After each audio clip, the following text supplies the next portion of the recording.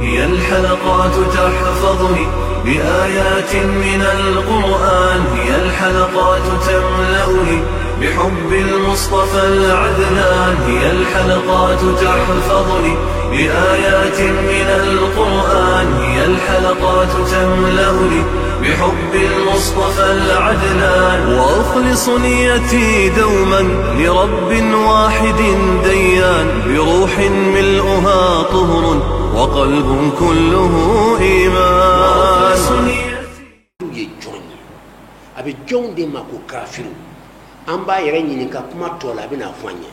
لم يكن الذين كفروا مغوما كمن كافر يرى كبو جونا من أهل الكتاب كبو كتاب دنكولا على كبو لما نينكو كافر بجوما كتاب دنكو جيفو أني منو كوكب نبي الله عيسى كدين لا أني منو كوكب نبي الله موسى كدينكو أني ما منو كوكب نبي الله عيسى كدينكو ودي أهل الكتاب كتاب دنكو donc Qur'an connaissance ay kafir ya fo donc ayolu droit kono adun kuma ka gele fo ka wala wal mushrikin an mushriku ayu bonyona to amban to ya bini kanka wala pour ka sekani seni be ka ban c'est-à-dire islamé ni jifu ani chrétien an chebe chudi fo ka wala bi an ka kan kumna chudi ka kan mina an kan kumna chudi sharia la an kan ka munde kuye nyumana an kan ka juman de toye dine fanfɛ hadamadenya fanfɛ an kan ka mu de kɛ ɲuman na ka t'u fanfɛ mais dine fanfɛ relation juman b'a n'u cɛ dine fanfɛla la o ka gɛlɛn dine fanfɛla la o tɛ yen an n'u tɛ kelen ye dine fanfɛ fo ka walawala de mɔgɔ y'o fila ɲagami baara bɛ gɛlɛya an n'u bɛ ɲɔgɔn faamu yɔrɔ o ye hadamadenya yɔrɔ de ye donc fo ka nin fila bɔ ɲɔgɔn na dine balimaya ani hadamadenya balimaya. hadamadenya balimaya bɔra ni an bɛɛ fa kullukum li adam wa adam min turab an ni olu an bɛɛ fa ye adam ye n'aw bɛɛ fa kelen mɔgɔ kɛra ka mɔgɔ kelen ye o tɛ balimaya dɔ ye wa a fɔ ma ko hadamadenya balimaya parce que an bɛɛ fa ye kelen ye an bɛɛ ba ye kelen ye o tɔgɔ ye ko hadamadenya balimaya mais diinɛ balimaya o t'an ni ɲɔgɔn cɛ abayi n'a ba kuma tɛ lasiriw fan fɛ o tɛ yen an n'u tɛ kelen ye parce que mun na parce que an ka diinɛw tɛ kelen ye an ka diinɛ surusu tɛ kelen ye i y'a ye sa wa bon ni mɔgɔ min ko k'i b'o karaba kɛ kelen ye dɔrɔn i bɛ tiɲɛni kɛ silamɛya kɔnɔ n'i m'a fila bɔ ɲɔgɔn na a ma ɲi i bɛna ala ka kumakan yɛlɛma ala y'o bɔ ɲɔgɔn na sisan ala tɛna siran mɔgɔ ye ala bɛ kuma fɔ k'a jɛya de lam yakuni alladhina kafaru kafiru ma kɛ jɔn min ahli kitabi kitabu donko la k'olu ye kafiru de ala de y'a fɔ wa sisan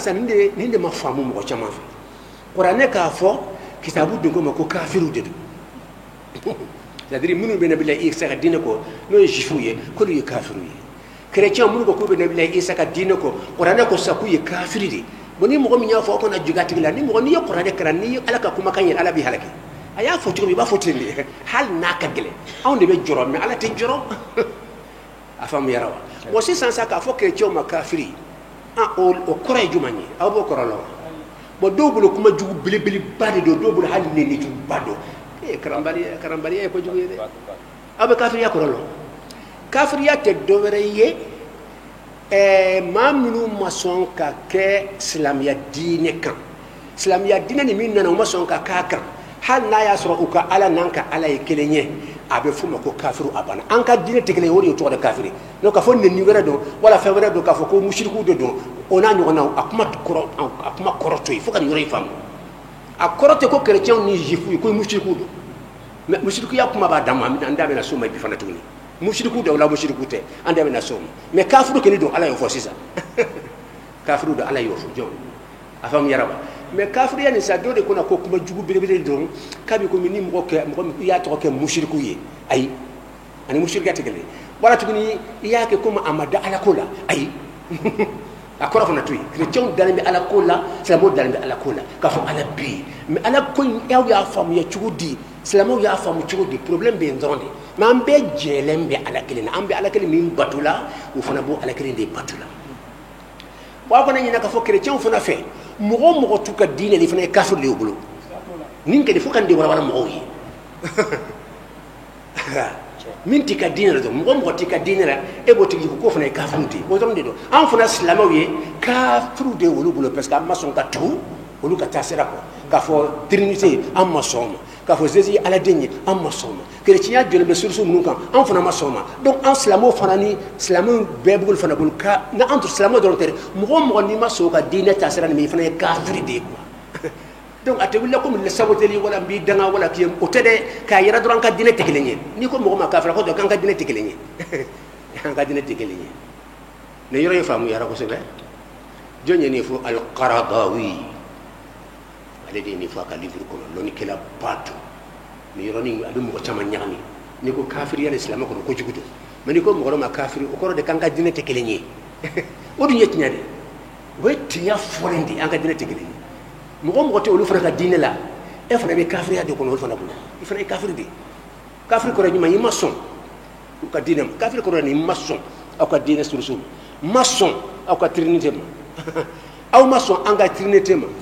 aw ma sɔn k'a fɔ Jésus ala den de aw ma sɔn an ka chrétien surusu ma donc an fana b'aw bolo kafiri de kafiri jumɛn aw fana ma sɔn an ta la kafiri kɔrɔ c'est y'i ban ta ma donc an fana y'olu bolo kafiri de parce que an fana y'an ban u ta ma olu fana y'an bolo kafiri de parce que u y'i ban ta ma nin dɔrɔn de don ko an ka diinɛ tɛ kelen ye kɛlɛ ko tɛ o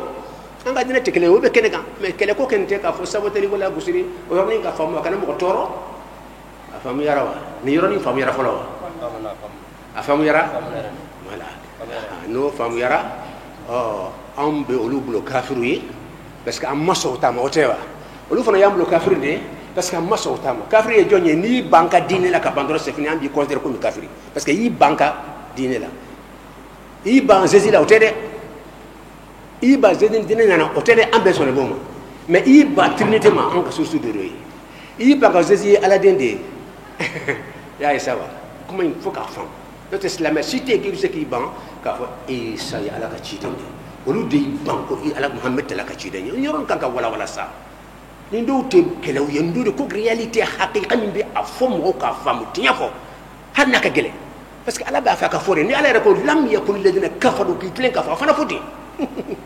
a y'a faamu wa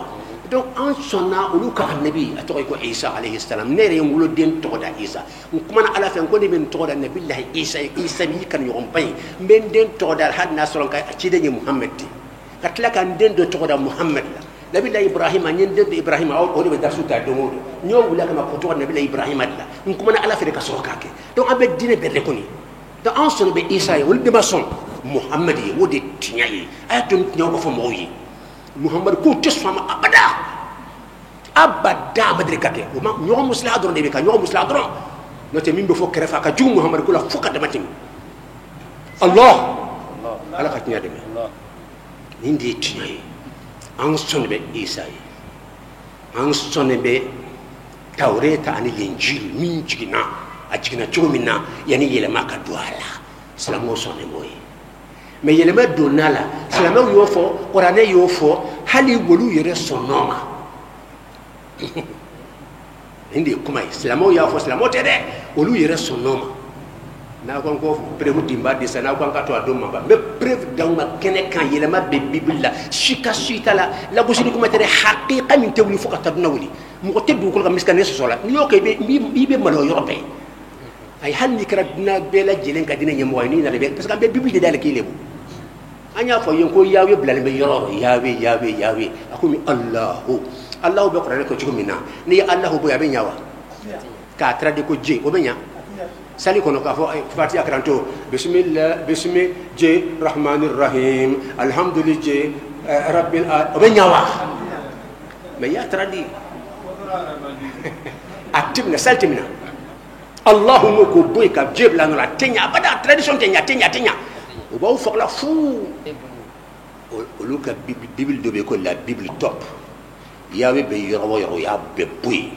changement bɛ wala a tɛ yen n'i ma dalen i bɛ taa Bible san sugu la san ta bɛ u ka yɔrɔ la fan bɛɛ i bɛ taa saka i tɛ yawe mot kelen a tɛ yen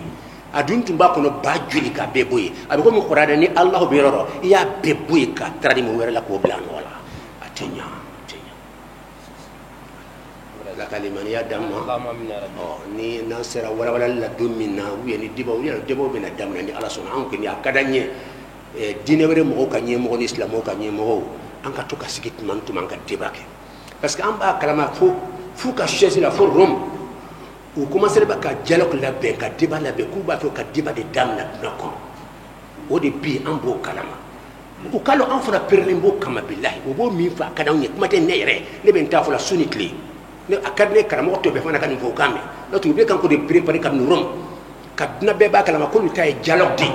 original to ka sigi nya ka fo min tay ya ka sekalon no ni tala la go sili tala fa ali tala jeribo tala ho ni de islam ya ka tasira donc an fana pas sigi ndam be u be kleben kan akadne tuma u ka nyemo nan ka nyemo ka sigi ni nyemo ko ma so islam wala ne kan perlembe foni sara domine ni sama na sasa okeni abse ka kembe wuli be kuma sa len ko fa o fana abse ka kembe o korbe inshallah parce que c'est béni donc débat ka damna islamo karamo de maka débat damna débat de croye au kuta ala ko boko ma nyon soso ayaw tajwa ko na ne ka qur'an daile aw kan ka cidin ka sunna daile bon ne mana mi fo ka to ne tala ka baw tala ni banka na débat ko da anta fo ala ka to tala ambe to antay de kan c'est très dangereux ala ko fa in tanaza'tum fi shay'in farudduhu ila Allah war rasul naw fora nyon ko dokuta ko ne ala di ofo ndumbe kumana nga chiden be ayaw tajo ay nanga ko ne dale ko nga chiden ka kitabu dale sunan sahih bukhari be sahih muslim be ay tafu be rojuma yirake e fu ay tamu fa be rojuma ni misra ka tayro tigi malonwa ni masaka kal tigi malonwa moni kalon to be sira ka kalon kana lon akana lebu adunya kalon to ka jamana ne yawre dibala teson ali be ka lebu kenedo wodun ko mi san ala anta to itala e ba fa ka to itala kanga tika tawu dale e mena mi fa nga to atala andu yo dore defo ante takreka akora de ni yede ala khalima riyadam ni yoyin famu yara donc kafiriya korotela wulle ki ba fa tigba ko mushriku de ki ba tigila ko ko mushriku wala kama son ala koma non ni chrétien ko islama mo ku ye kafir nu yamna kafir yo korote ku ba fola de kante da alala tsuko fo o bala andana be islamu dalbe alala bon islamu no qur'ana fa ko fana ku ye kafiriye akorte ku te mushriku ye akorte ku ma da alala fana am dala ala kelin na fana dalbo ala kelin dila annabi be ala kelin de ko mu yambo nyoko na ne ka annabi e ka annabi ya atala ne ka kitabu e ka kitabu atala parce que nous ke fla ko mais ala do ala kelin pedi mais kitabu be se ka ke fla ye bo e chilo be se ka ke fla nani sabaye qur'ana be se ka ke kitabu be se ka ke fo sabaye donc la libe na yorotila mais bebe ala kelin min ko o ban fara nyokon kaw ala ka limani ya damma bon c'est ça kuma do bien amena antu maseka ko do wati sira masel wal mushrikina irandat masum wal mushrikina aniflan kafu aw bo korolon o koro de flami forani o shite flan kafu ay kuma ko fla bani lam yakunil ladina kafaru kafirun makka kafiri jon min ahli alkitab kitabu dunko wal mushrikina al mushrik donc ni kele tu da fo ani donc fla do kelonte ahli alkitab ba dama jifu kitabu chrétien ni jifu wote wal mushrikina ani mushriku munu be jow batu arabu munu tumbe jow batu de o de mushriku ye donc ja chrétien ni jifu ani mushriku te kelenye ala ya ka kuma kono sa yu bonyo parce que ay wanati arabu kan nana ko na fara ko wanana wa wal mushrikina dron wa ko de al wawu tufidul mughayarata ko fen flat kelenye wa bo de ila ni ko karsana ani karsa kelente jaa mahdi wa jaa zakaria o kura yu te kelenye de mahdi nana ani zakaria wa mana fodro ko min nana flat o kelente ni wana yoro fla tegele wala Allah ta'ala ko al kafaru min al mushrikeen ay mushriku fo wa min safla min ahli al kitab ay fo wa al mushrikin ay wa min fo o bada ahli al kitab an mushrikin o tekele nya qur'ana yoro de ila 600 parce que chama ba ko mushriku mbo kalama o fana ku ko daliya bu qur'ana fana ko de may yandete ko daliya bu qur'ana yoro may yanken ala yo bo yona amma son ka mushriku ni ay wa kafiru tekele nya lam yakun alladhina kafaru masonka kafirin mushrik kelenye muna parce que ay wawu dun ñoxé lam yakun alladhina kafaru min ahli alkitabi wal mushrikina wa ni anini wa manana dro pour faire la tekele ni kile do ba ko abu kekele jakele mais karsa ani karsa o koroyo la tekele ajira wala maje donc lam yakun alladhina kafaru qur'ana kono ya amason ka min tumene nabi allah isa ko chrétien amason ko ke mushrikuye amason ga jifu ke mushrikuye mais ayu ke kafiruye ay kuma fo ka jeya go qur'ana dia fa dukre ma fo ka fo dukre ko tan do se fo la ko karam wala go siko karam ko ala dia fo ni ala ma fo ka fo karam ko yimi fo ala ma fo ha ba fi ko na san mais karam ko dia fo idum bala ala ya fo e be mo tromper de wa n'a ye ala ta fɔ tu ala ta fɔ ne sera k'ala ta fɔ tu ale k'a fɔ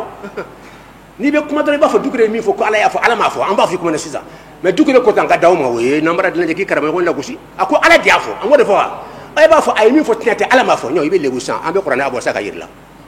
mais u t'a fɔ ten ko karamɔgɔ ko tan a dun b'a dɔn karamɔgɔ ko ala ko tan a b'o labi a b'o dogo mɔgɔw ma karamɔgɔ yɛrɛ ko tan ka karamɔgɔw lagosi ne ala ka ne kisi k'an yɛrɛ yɛlɛ karamɔgɔw kan o man ɲi tɛ foyi ye karamɔgɔ kɔ n bɛ lɔnni ɲini de la n tɛ ɲini bila karamɔgɔ si ka dunna kɔnɔ ne ye lɔnni ɲini na de o kɔrɔ tɛ karanden wa i taa o ta so kɔnɔ i b'a sɔrɔ n bɛ liburu cɛ la o ye karanden de ye n'o tɛ karamɔgɔ n'a tilala k'i bɛ taa sɔrɔ a b'a yɛrɛ fɛ yen wala dɛ a tɛ karankɛla wa an ye karandenw de ye fɔlɔ de ala an t'an yɛrɛ yɛlɛ karamɔgɔ si kan ana talibul ilm ne ye lɔnni ɲini na de n b'o fɔ bɛɛ k'o bila i kunna n bɛ bɛɛ ɲɛ o kuma tɛ yen n bɛ sa lɔnni ɲini na Allah an ka tɛmɛ nin yɔrɔ in faamuyara wa lam yakuni alladhina kafaru lam yakun amake kana dibiya kana yakunu kainuna lam yakun amake alladhina kafaru minun kafiriyara donc ala kuma na jɔn ka sama kafiru de wa sisan mina ala bi kafir jɔn de ma ala min be min lil bayan do ya ke litabid ni wala wala odo lil bayan bena bangaw ye min ma ko kafiru bena bangaw ye min ko lil bayan ka bange ka fo kene ka o jonye be min ma min ahli kitabu dun ke jifu ani chrétien oto yawa wa ay wanati ba ka do wéré al mushrikin ani flankafo jonye arabu mun tumbe jowu batu ka jo belebele jo belebele ado be muslim bo bunyala ka ta fo sanfé eni tara endu jamana ka ni ta eni chino ka jamana ka buda belebele be ka ta fo sanfé a kumbe fo yirju be sanfé be yirju be ajukoro mo be tle ka fe on kan tiga ye ka ne yere do ya ye ka batu yiri jale ata yere kala ma ba no la jale mbet le be sika ka fembe e be ti shibe ka to deli Allah wa ulidi minal mushrikin arabu mushriku ani bi mushriku fo ka tadde mo fewre batu minte oye odo bo sisa munyato chrétien ni jifo ala yo bo mushriku yala question bien katla ku muso furu dagandi anye pourquoi voilà kuma bien de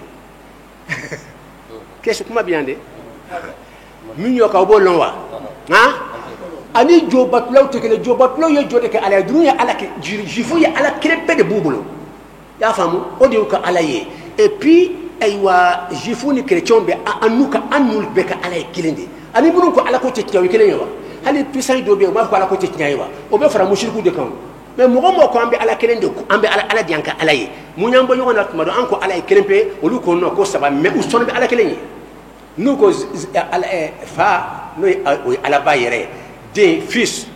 o te flananye saint esprit o te sabananye ko ni senuma o be tlaka fo ko sababe ala kelen donc ala de no falsa toujours ko ala de no fe bon mo ni ala ko sabate hal ni filala antini min ko ala ko te tiaye o te kelenye a famira akum famira o da to dagaranye kanku muso yere fu nan sero ma duma no wala mais a te daga olu yo kanka muso fu ala munna parce que en sonna olu ka annabi la ni sonna mo ka annabi la ibse ko denta o ibse ke safala ibse ke idendo ibse ko denta isona ka nabi ibse ka denta an sonna o ka dine fana ye ni ajigina chugo mina an sonna o ka tawu min jigina wodi ato isona mo o mai ibse ke ba o dena chugo di isona mo min ka kitabu kunto la ibse ka ba o dena wa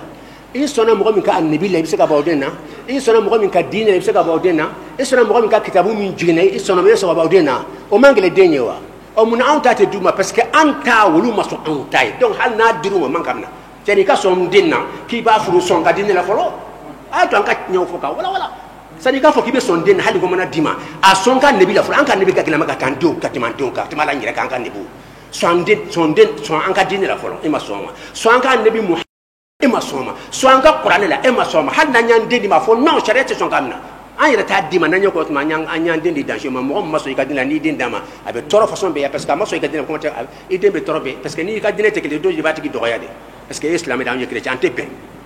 voilà donc ni nin de dɔn a kun dɔ de ye nin ye an bɛ olu t'a ta han mun na parce que an sɔnnen bɛ u t'a surusu la a nana cogo min na n b'a fɔ bi dɛ yanni yɛlɛma ka don a la mais olu ta hali kun fo ka n'a bila bi la u ma sɔn an ta si ye i t'a si mɛn wajulu la k'an sɔnna muhamadi i t'o mɛn wajulu la anw de b'a fɔ ta k'an sɔnna isa ye anw dɔrɔn de b'o fɔ an sɔnna kuranɛ n b'a fɔ bibili de n sɔnnen bɛ tawureta min jiginna n b'a fɔ bibili ye livre caman de ye mɔgɔ tɛ bibili kɔrɔ lɔ mɔgɔ caman tɛ bibili kɔrɔ lɔ Bible ko ay livre chaman de fara fen do ko bi woron woro do ko bi wolo la ani saba do ko bi wolo la ani wolo la wode be far la nyon ka to da Bible ni rebe mo ko nafri ni be borami ni be to da tawreta ba ni be zeji ka kuma de wa ni be musa ka kuma de wa musa ka kuma ire kuma tomba ko no kacha zeji ka kuma o kacha musa ka kuma bo kuma toba chama yi we juma isam donc nan ko tawreta ante Bible tawreta min jigina Musa kan Injil min jigina Isa kan an sonne moy afam yarawa mais olu ka dina itame wajul kila shida fukati saitame abada kan sonne Muhammad ya tay itame ande ba fota kene kan sonne Isa mi an sonne nabi Isa dina min jigina Isa kan an sonne ba dina ye Isa ka dina olu seka fo abada kan sonne Muhammad ka dina ito me abada itame itlo abada dongo da rajul me akotel ma itame abada Allah an sonne be Injil min jigina ani tawreta min jigina an sonne boy a jigina tugo mina mais itame olu da abada ko wajul ko abada kan sonne be Qur'an ito me itlo la abada kuma yan aton kan ngundo ni wala mais ni korote ko basi ba de nyon ci nyodo fa ko dine fan fan tekelenye ni dine yorode mais harama denya yorola ay otlo ma jola an mo chama to fana famu an nu bi se ka fen chama ke an bal mawdo harama denya bal mayala ay otlo ma jo charia mi fola ala ere mi fola ibe ka ko yasa munu be nga chrétien nda du shi fanti be fambe hal ni ko yitarabo ay ba minna ka sukono o boke ko jubu baye ay otlo ma jo afam yarawa si ça nye balma nye dine balma ya rufa ante nyoko ta yoro fora anyo prevu disa ayo sale bo sa anu be nyoko ta yoro juma harama denya balma ya boro fona nyo fawye parce que ambe faye ambe baye ambe da harama denya balma ya mais dine balma ya o te pourquoi parce que anga dine keleunte anga nebi kelente anga kitabu kelente anga kitabu anga dine kelente anga nebi kelente an sonembe uta lasili mais olu ma son ala kuma ni nu fam yara dron ibalo yetiam e klo la ko foni banasa ni de nyamte yelma bara ni de kan ka fasun kle mo kala different ba mi tawche eni mo mi sigile me yon ka suni kle mi aw kan ka nyoko bara chuko mi ka limite mbala ko fam mo wiye mais ni tara dine ta nyama la harama de yala say be tlike ala kalimani ya dam parce que ni na man krosi akuma ka ko na ma harama de nya balma ya na ma dawma ni temino ka ere karamo ba ni mi korosa be ke kunfu ni na ka foki ta fana yiti nyo fana ta yiti nya de parce que ibe kan ko bara nyogo nyawo ibe kan ka dula ibe kan ko la me o fana ko chugudi donc ni be mo la me fana ko chugudi o ko ka o fla be tade de ibu do mo kuna islamia te soma abra o lu ka dine ko nyate dugulo ko ka dine ko an fana ka dine ko dine nyate dugulo ka islamia ko de nyayi ay no men de nyayi min te wuli fu ka tadna wuli o lu bolo dina te dukulo ka miye tiye ka timu ka dine ka o de be atele ma fokata na wuli an fana islam o bulu dine bare te miye tiye ka timu islam ya ka te ni de tiye mais ni yo bara yo dine ko chodra o koro ko abeda dumo kun jaga be dine da be tiye non attention an ta tu bulu tiye u ta tan bulu tiye tinya fora han na gele rabo ya fama ala kalima aka gele ala ma en to kanyina ka kala ya don to re bulu ka natan don ni ala kan ala kan bele jelen kan ngani yakkanyi me kuma ci non da ci wode non amen ya rab ayaw tuloma jo anni dine bare mo be min ban ñogon ci harma di nya fanfe be min be ka ñogon bara ñogon nya de be bor sur la haydara ka kuma defe ñu refe ku kan korosi o de be wajulin korosi la yo mun kan ka foka dressé jona o ko sigun ko ñodi aw fana besu ko président national be hal sayid me be ken be detendra bana ala abatu ko mo ko yo mun kan ka dressé dondonu on butu ka ñogon de me am be kan ngani dilani de mais karamo ta belonde tuma do kuma be timit be biro do ganga do fo be ñina ko fo yere ala ko لا ينهاكم الله عن الذين لم يقاتلوكم في الدين ولم يخرجوكم من دياركم أن تبروهم وتقسطوا إليهم إن الله يحب المقسطين إنما ينهاكم الله عن الذين قاتلوكم في الدين وأخرجوكم من دياركم وظاهروا على إخراجكم أن تولوهم ومن يتولهم فأولئك هم الظالمون صدق الله العظيم على إندفو نغير من بانوشي mais aya dobe an karamo chama betimala be nya bala bi diama karamo an ka kura ka ala nya banna de ni ala ka kuma kanye ko ni ya fo dan ni danger bala mena goya mo ye imena goya ala ika goya ala ka dia mo ye o te herede goya mo ye kala sa fo ka dia lo de ka ala taifo ala ko ولن ترضى عنك اليهود ولا النصارى حتى تتبع ملتهم يدينا كو يريوا على ما فوكا جايا باس mais karamo ben de contre que la sunni clé ya be qur'an aya la katla ka contre que kan yira sege e beri dami nyina ateke fuka tar nawli ibe ka ambe la magali min ke dine bere mo nofe ala ko kan yira sege ibe min nofa ateke fuka tar nawli ateke ala ko lan walan tarda lan ko refem tege halahara ebe mun ngano dan islam ya ko dayron da dany ala occident to ba faka ide min blaka na nya balaw o be kan famo karba ko bla min na nya bala ka blakere ka ko dine be kilendi utaye tinyai antaye tinyai anya bula ko tinyate tinyai mi ya ba fon kase kama tugunwa ha chrétien ka dine la ani jifu ka dala dine la mo te chrétien la ite tinyaka uteso abada ka fo mo de dine be ko tinyai jifu na te soma u be chomi en France islamo bete islamo fo da bolo dine bara société du ka ko tinyai fo islam ya kilempe ay ni fo yoro be ndé tinyai amana ñoko musla kele ko man beta ay tinya beta ay kalon tinya mo tromper do hak di fika foni afoka gelende ubina fembe fon ko fe onyo chama foran ga tuguni fami foran ga kula baba anken tejuro de wore folla tuguni girman bo fora foy ma bala hera ko alhamdulillah rabbil alamin ala takafo ala ya fola mafo walan tarda karam ko nya qur'an karna ya fola mafo ala fo walan tarda anka yahud wala nasara muhammad kan yira sakatike سورة البقرة حتى تتبع فيك تود ملتهم كسرة كان يرسل إبه مفهوم كواسكي إبه مسلا أتنيا إبه تقول كدودين لا أبانان ولا يتيك كانوا فقط نودي وبسكي مسلا حسن في وأنفنا سلام وبتين فنا كوي أنفنا كان كتير كان مقصي مسلا نيمو قوم بعد وان كدين لا أنتي فيلم كدين موي أبدا أنت فكيبت نيجا فقط نودي وتجوا يو وبدين بدلا dine be hadi tasra ugan sambe nga fo be ko yere taw yetnya ko to yekal nga ko mate dino tasra munum hada ala ma jinga hada madu ya dilaw yere aw saga aw tabsaga ketnya chugudi ala mi jigo de yetnya ma wi tasra min gansan la be ko ita de tnya ko to be kalan ko aw yere gansan nyoke bo ala du baw tayndi aw du aw tayndi la kabla du ko ka aw tan to qur'ane de ko aw be tasra fe fe na ko nota ala bo de tasra mo se kan kan ko tinya fo ka gele ala min jigo ko de ko aw tan kana fo aw ko ka ta ka fo ala takadi aw saga ketnya chugudi ta fɛn fila de bɛ yen taasiraw ala ka taasira o tɛ diinɛw ye wa hadamadenw ka taasiraw o ye hadamadenw ye min dilan ala ka taasira o ye jumɛnw ye o tɛ ala ye min jigin wa hadamadenw ka taasira ye jumɛn ye hadamadenw ye min dilan dugukolo kɔ kan o jiginna wa o tɔgɔ bɛ kuranɛ kɔnɔ wa mɛ min tɔgɔ tɛ kuranɛ kɔnɔ e bɛ kan ka kɛlɛ kɛ o nɔfɛ don o don ka jeliw bɔ ka ɲɔgɔn faga don o don e bɛ mun de fɔ ala ye lahara la e bɛ kɛlɛ kɛlɛ min nɔfɛ a tɔgɔ tɛ kuranɛ kɔnɔ a tɛ yen si awni sunu mo fele ngu taw to ma wati be parce que kele de be kele ni kele ba daro ka kana sira ka mo ta to ma parce que chambe be sira ka mo ta to ma woni na ma ke tinyali mais na tra se nyogon fa ma munu be nyogon fa la to ka to ma si awni sunu mo ba fa sunu tile ou fele iraq ou fele yaman dungo do nyogon fa an siglen tay be misili kuntu tile ka mo xala ke tuma dola jeli be bola fambe bam tugu be kan ka bi fambe a bela jelen be ala kelen de batula yere ba be kan ka min fa be ala kelen min ko afana bodi ko be muhammad kelen min ko mbala fana kelen mode ko muslim ya kelen minna fana bala bo islam ya kelen de ko ya famu mbe kan kan yasi kono fe ka sali kelen afana ba yasi yende o belam ba fa sa ku fa may me kalimatu shahada mi muhammad islam ya kono ayendu aya fana do metla ka fa e ba fa ala kama wa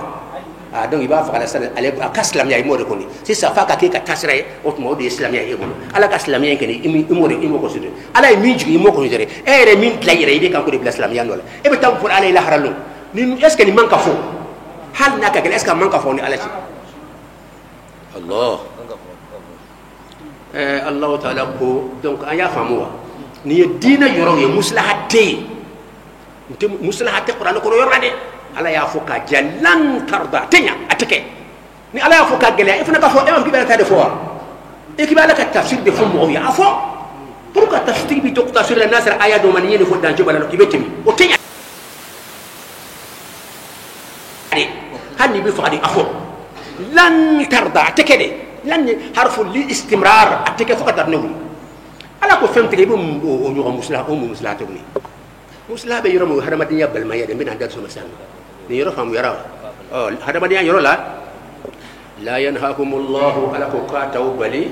عن الذين لم يقاتلوكم jifu mun be nabillahi isa ka dine la ahlu kitab mun be nabillahi isa ka dine la ni ala taw bali ma donc alladhina lam yuqatilukum mun mason ka islamu kele ubuka dine la aw ka dine la uma biyaw kan uma bo ka sokono uma kele ala bodim aw dun kele kanu cebi ambe be sulu yala ubuka be glisu kono amman kam sulu kono donc haramadenya be kelete afam yarawa في الدين ولم يخرجوكم من ولو من دياركم أو كسوكنا على كوكاتام بالي أن تبروهم أو كنمانكوي كما بيان دي سيسا البر نمانكي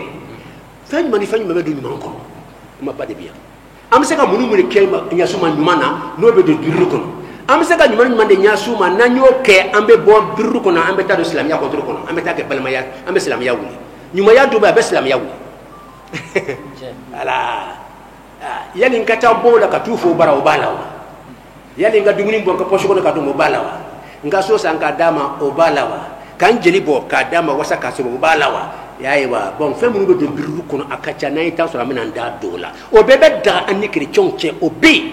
ambo kuye obo kanye donc kele tanu che abada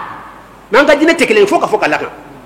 o min te fola de o de mo nyami la dine tekele mais haramadenya balmaya dine balmaya ote mais haramadenya balmaya mbanu nyonche iboke hade balma ina be fani bala hadna ka dine tekele ko man kibi hinala ante dine kele na de mais balmaya be no fana be no o hakebe abo chugutila ala ko kontaw bari anta barruhum aw kayman kuye wa tuqsitu ilayhim kadle unu nyonche nous islamé do blala ñoko naka fi be islamé défense ta ko tonyo haram ibe tlende nit nya ba fe ibe nya dama ka islamé ke kalon tige lay nit nya be islamé fe ibe tle ala wadi foya ala ka mo klene do ala ti mo muslaha tafsir amma ko be tafsir la min be farnya ka tafsir ki safo kada ibe tafsir ke ni plan ni nan sara ro mi daji bale be jama fle be jama fle ibe jama politique fle be lu yoro temité atenyate ambe sara ala ka timi masachoka anti sara masachonya masache ka se dande ki fa ne ka se ka se ke di musuma ka ta sabi samu ga isa billahi anti sara sayanye anti mashitonyo ala mana min fodro an ka fo abana an kana fo qur'ana aya fa ni wadi ka tafsir dabla ibe tafsir dabla nama ki be tafsir ka ala ko ni min fo afo mo yi afo ka fo sara no ma ko ni fo yoro danger bala danger wala te ne yiki ko ti zoro in tansurullaha yansurukum wa yuthabbit aqdamakum ala kalimani yadam ala gamala jele kana o yala ka kuma kan famu sisa munde tora albiru ala kon taw bani aw kan man kuye sisa man koro jumanye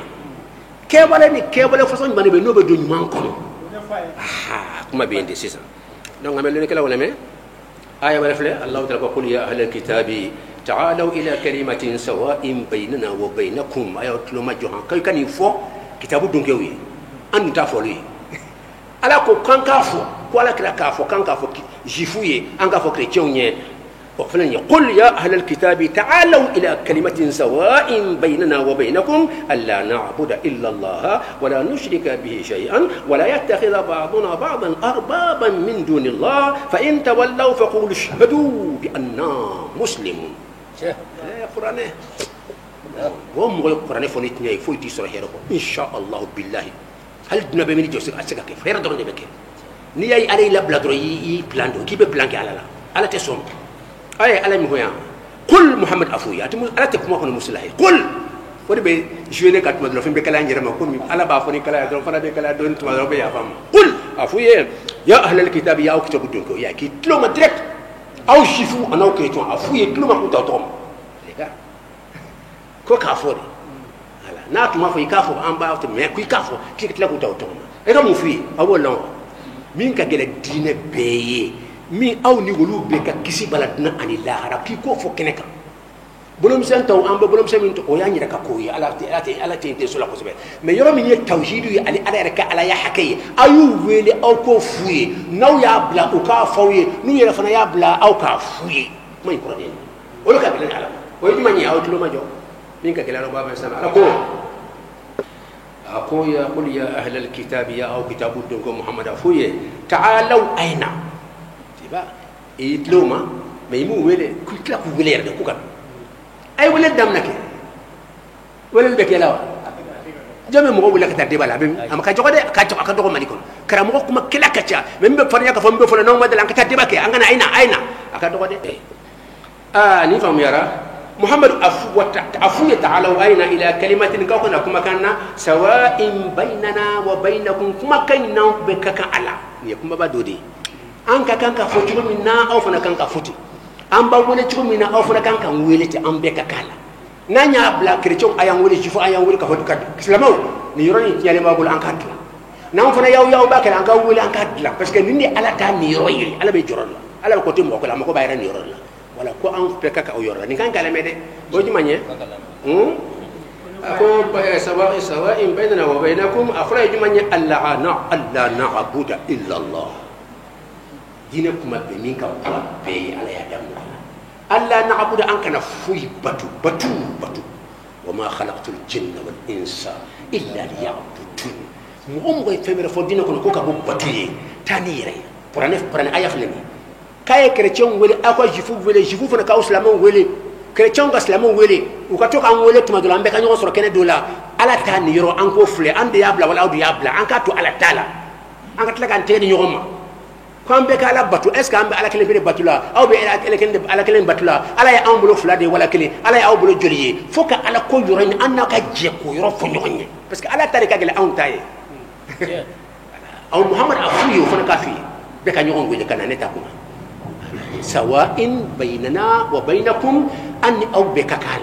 أم باولة شو منا نفر يابلا أو كان ولتي على ديافو مي دام فين بيدا أم ببنين كجونيا كونو أم بكم أم بنين كدينه كونو ودي نيفانيا بودك على نيورين أم بنيو مسرو دكونو الله نعبد إلا الله لكن لا إبادة نيو كرو فكاشيا على باتو بنيا فرانيو كجونغا جيمان كبوا بي على باتو بجيمان كبوا بي الصلاة منا دليا وكاني ممن كبو أم على رين على بو ولا ذكر الله أكبر ذكر الله دكبو على بتو بي ذكر الله لسان لو نكلا ويا فلو يا كسليد بس ذكر فصل بي يوم سال لكم الله أكبر كنا ركوع كنا سجود كنا تحية كنا فاتحة كنا ذكر موديل هذه كسرة شو كلا كركا أبي يوم سال لكم ni bana sala safurlah ni subhanallah bi sabana saba abe nyon sura kono wala dhikrullah akbar wa yakasali ala kalimaniya damma donc sali munyato abunyana be awolo parce que tawhid ba kono limaniya ba kono ni ayi tembiri fanye dali balado otea donc ni sali foradon ni batu foradon tawhid ba kono limaniya ba kono ebe ti tembere imada ay chogima i daramina ka fa baby temro de wodi atoni ni batu fora dron tawhid ba kono limaniya ba kono ala ka limaniya da moro to ala ko yan ama so nga tawhid fa yitli iba batula parce que tawhid ba kono anni aw beka ala kelim be batu ko amba fen yirna ala wat ma hunde kera est ce que ante batu kala chugola de wala olite batu kala chugola jonde be ala batula jombe sababa batula jombe fla batula donc nay deba ke sa jombe ala kelim be batula de deba yi gundi an ka tawde fa amena bibli dayele ka qur'ane dayele ala ke kelinya de ba kono wala takon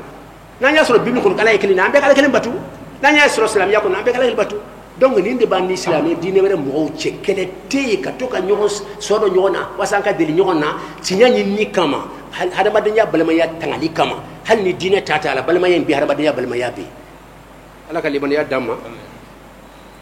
ولا يتخذ بعضنا عندك ندون من بعضا أربابا كوكب تيوي من دون الله من تي على نبي فندو لا بيجور لا دي هناك نقطة ورانا يتدبر دي أمين كرانغا تبي كما بده بيا عندو كنا دوك بتو مساي تدري إن كان يوم من ميوكو ala ko ta kira ko tan kam ko tul na ko tambala te film betu ko fuka tansa o de shenye mo batu wode nyimo batu donc jombo kela bi islamo de ba kela wa jifu de ba kela wa chrétien de ba kela wa jombo kela o ka go ala fembe ni nyami jigi ayota mais an ka nyimo ko tan an ni dine chama nyi o ka nyimo be fembe wuri dine ko no dine kuma de baba wuri an bo kala ala kalimani adam ba on yere fayan bibina an be tugu nyimo chama ko wiye ko do fra dine ka te qur'an ko na te hadisa ko no be kelime ka sa no fe sun clé ambo karamo chaman kalama ka fen kura do dine kono ibe qur'ane daile ko be wa ko ka be qur'ane kono fu ba yire la ka sura tete nu ya fo karamo do rubu yire ni o ye qur'ana ayata ka korowere de dama o ye min fota ko mo ala be joran de sa ka aw be ka ñogo soro kene ka aw jifu wo aw islamé wo aw chrétien wo aw ñemo ka ñogo soro kene kan ka kitabu kama ñimi fo ngum batuli aw ko yira jomba ka wala et puis jom kene ki idlo karamo ko la nka cheikhu kota hal nani ay ala tabla ki be ala ta toyo o tenya parce que yaki ala ni ala ken ta toy ala mo min kama doy ka alay o tigi ka alay ko kura min nana yoro chaman ba ko fe yoro duru kata yoro tan be sunu yala anya kran a bebe qur'an aya wuli anya karamo so mun farnyana ko yoro fo do bin kana fara afamo ka yoro la idu yabe qur'an aya be nabla ala dun ko nemana min fo ayo ta karamo fa ma ko ta o ni ala tanayodi ay nyon fara nyon ka kana ki abada ko mana na yinka kitabu dali min ba ko na ka tawfa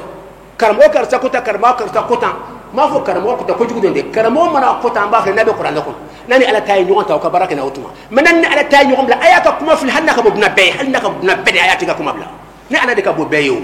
fen se ka bu ne ala ite ka kuma de ka bo fe ite ka kuma kana mana je kuru ka batio wo tigi se ka kuru je kuma ta ka kuma kan o be ka kuma treatment mo do kama ko tigi mo ba atinya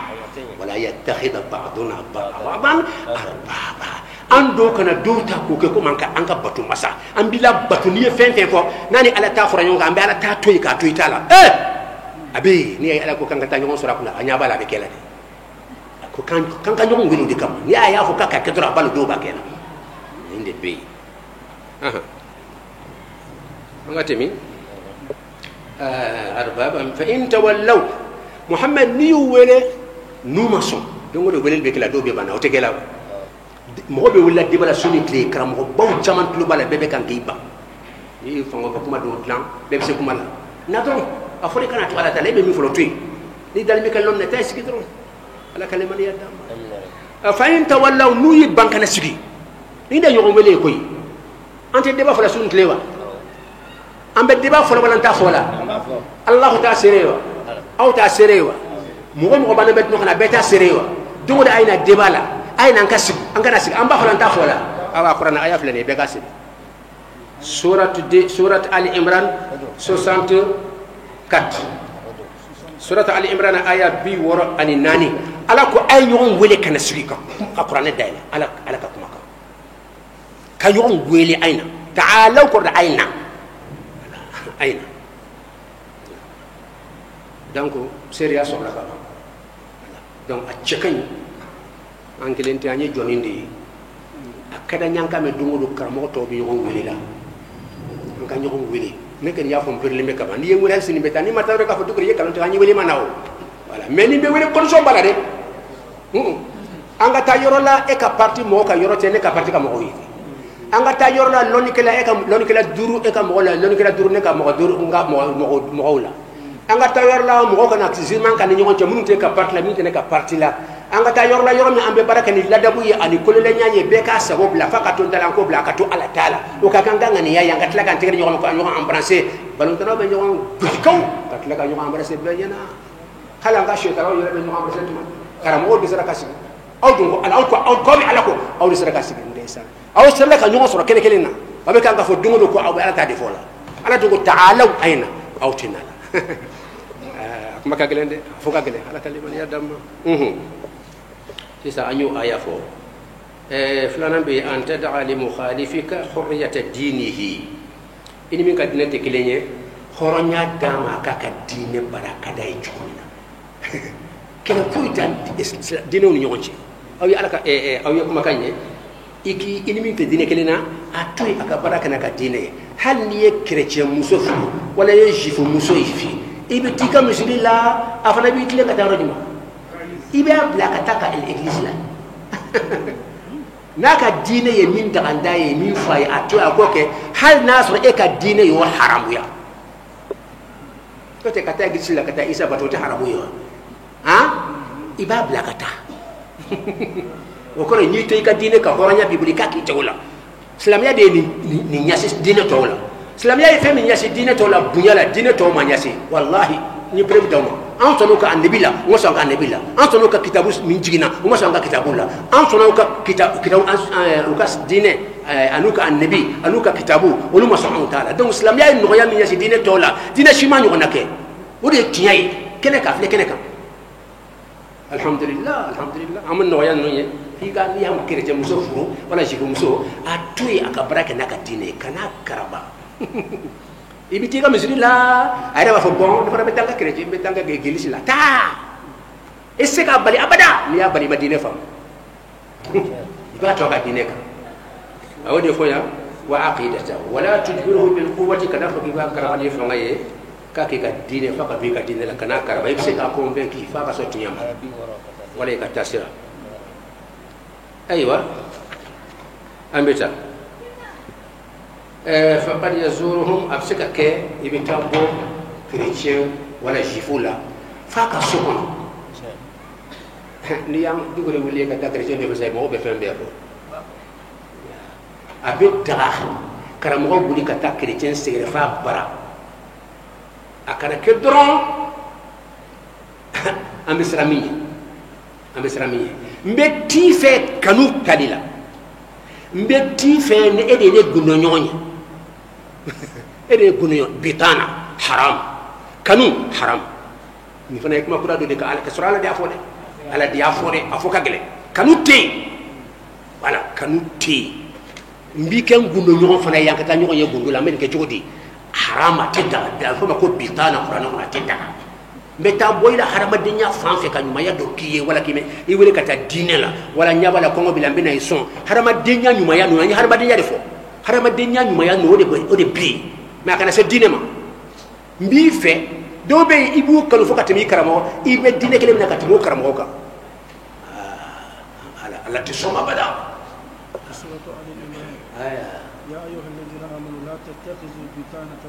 يا أيها الذين آمنوا لا تتخذوا بطانة من دونكم يا أيها الذين آمنوا يا أؤمنوا لا تتخذوا بطانة أو خلافوا بطانة من دونكم مغبرة دين مرة مغلا من تاويره نيبك كانوا يغني يقولوا يغني نكاية كدين مغدودي ما دين مرة مغ بينك كانوا داما بينك يقولوا يغني داما نيكون لها الإسلام يقولون نالي بنيغني فلو لا إله إلا الله إدينا يغن بينه يكرم يغن بي أتسولوا فيه على مغوب سنورا على كان دا على كان يدم كان علي إمران أكون آية 117 آية كما أني تان أني ولون ولا علي إمران أكون على كوين نود بيتنا تدا diine wɛrɛ mɔgɔw k'o kɛ i kanuɲɔgɔn ni gundoɲɔgɔn ye n bɛ de kɛ gundoɲɔgɔn ye f'i bɛ taa sɛgɛrɛ i karamɔgɔɲɔgɔn de b'o ɲabɛlɛ i tɛ taa olu fɛ kɛlɛ b'u ni ɲɔgɔn cɛ e bɛ taa diine wɛrɛ mɔgɔw de fɛ a fɔli ka gɛlɛn a tɛ bɛn ala y'a bali suratu yɔrɔ jumɛn a tɔgɔ ali imran aya 117 bɛ ka sɛbɛn tafsir kɔrɔ de ala ye min fɔ a fɔ hali n'a ka gɛlɛn bon an ka taa waati an k'an to kunna bi an ka tɛmɛ an ka taa parce que an ka taa joona an ka sa a y'a faamu de a tɔw ka gɛlɛn mɛ an t'o kan a fɔ a kɛra sa n'o tɛ normalement a kɛra an ka mɛn يا أيها الذين آمنوا لا تتخذوا بطانة من دونكم لا يعلونكم خبالا أيوة إذا تون كتقول نشيء لا يعلونكم خبالا هي دومي ناصرن أيام ما ناولا أنغتي نيدا يكولا سو كو بطانة تبي كو دبي كو بطان كانوا فوكي كان كونو نيوان يكانوا كتلا فوكا تاكاين كونو نيوان diine wɛrɛ mɔgɔ dun don e ye silamɛ ye o karamɔgɔ n'i y'o ɲini don o de yɛrɛ ɲini kuranɛ bila la kuranɛ a filɛ suratu suratu ali imran aya 110 ani 7 nin bɛɛ de seereya an bɛ min fɔ seereya ka to ka kala a bɛ to ka n dɛmɛ aya wɛrɛ min kɔnɔ ka kɛ seereya ye aha ko ka ɲuman k'u ye ka taa bɔ kerecɛn n'a banabagatɔ nin bɛɛ bɛ daga mais kunfu ne wula ka taa bɔ kerecɛn na k'a man kɛnɛ sa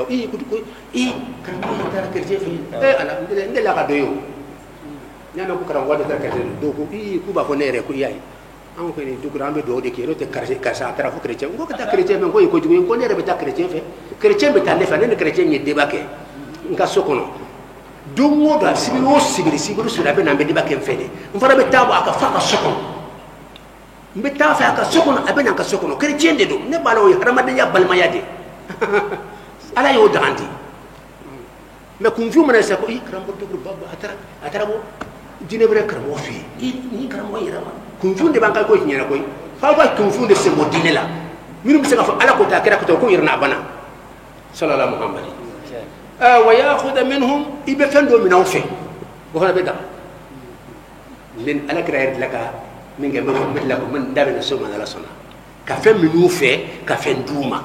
nimbe harama de yadewa na ya fon ko hadi ke jerira duma ka sobe ko be daga chrétien chebe docteur sola bana gelera docteur ko jeli be kan ri jeliye mo ma soro fo slamo o be na jeli di ka balma che sobe harama de nya balma yala halna make slama ya dine fenfla dine balma ya harama de ya balma ya hadi balma che mana ke kafiru de do o be fani balawo kafiru de do ma be na sa jeli ko de ti jillama et vous dites pourquoi? Parce qu'il n'avait pas de bala. En nous, il faut faire de couilles. Qu'elle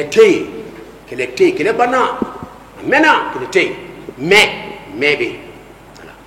voilà, ngabé. Ngaï ni mouma gagne le qui ramena. Ni be gagne l'an abana. Ah bah, ni hakil la ujera.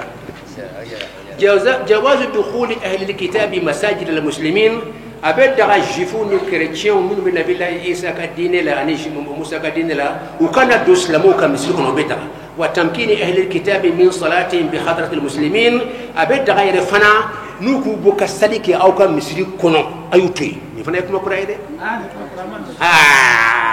ونو كسالك أو كمسلم كونو أبدا كمين كجري وكاكل لا يبين دمور أهنو تبي mais on a bon nabi yu ka salika ka eresera ko teno shi kele wala shi yefla ko abedbe abi qaradawi ka kitabu kono docteur baro duna kono alli be kan kan wala wala mo ala kasara adle sere ka dine wala ka kele bo ala ka bennati ben yoche ala kasara ba halo bela fana problème so mo mo ki be nya ko be problème so fo do kama ko al kalbul awi ko wulum be gogo ni wallahi mo ki be nya fo bi be fembe lega parce que lani ni dlana be mina bebe nya ka nya fo la be lafiya maintenant be kalon ka eke be tinya fo e be segen ke mohammed ga segen mike qaradawi ala kasara ka to ko al kalbul awi yusuf al qaradawi afla be labani widi al kalbul awi yusuf al qaradawi huma saj'u ente to ko saj'u ya to da e ala ni ngon karamo ba ikta la kacha kadna be bo dibila kan bel afiyat ni munye nyuman kan ka fo sa karamo e nde sanan ka fo karamo wanga mo ka nyumon fo ala kaliman yadam hadi kunu dobe kanka fo ko dugre ka dara mari be kuna wolo marokiano ka diplôme ta rencontre mondial Égypte Morocco jamana fambe arab farajo reme ka yorofa e farafin ka danike ka tijo farafin faraje bela jelenya ka mali kuna wolo fo sénégalais munum be no ay wa jamana munum be wolo ko mali côté nié ambe ka for mali ko ni afrique côté parce que farafin de danike farajo chela ko ni afrique côté entre mali fulani bali bala ko ni mali ambe yake afrique ko isano ndesane do ko o ko tale ndesane karamo mi yef ay karamo mi nisodi adoyara halla min de mi ya tati kana adoyara karamo fula sabanani duro ka te tambo min nisodira do ya fu karajola me karamo chama be hala kuma ka fo basra manduye ashima hala anka be ka fori ka dugre yan kuna wolo ala ka hereke ye islam ya kuna wolo ye mali kuna wolo ye dine kuna wolo ye harbani ya kuna wolo ye farafinya kuna wolo farajon chela min ba fu aka do me karamo ba nya do jate be ta fo wora durla wolu ya fo fambe me karamo ka taw ye mali kuna amanja ke me flay amanja wa ke ni re kaliman yadam ala kan bela jilen kanda ko wati sira. هي الحلقات تحفظني بآيات من القرآن هي الحلقات تملأني بحب المصطفى العدنان هي الحلقات تحفظني بآيات من القرآن هي الحلقات تملأني بحب المصطفى العدنان وأخلص نيتي دوما لرب واحد ديان بروح ملؤها طهر وقلب كله إيمان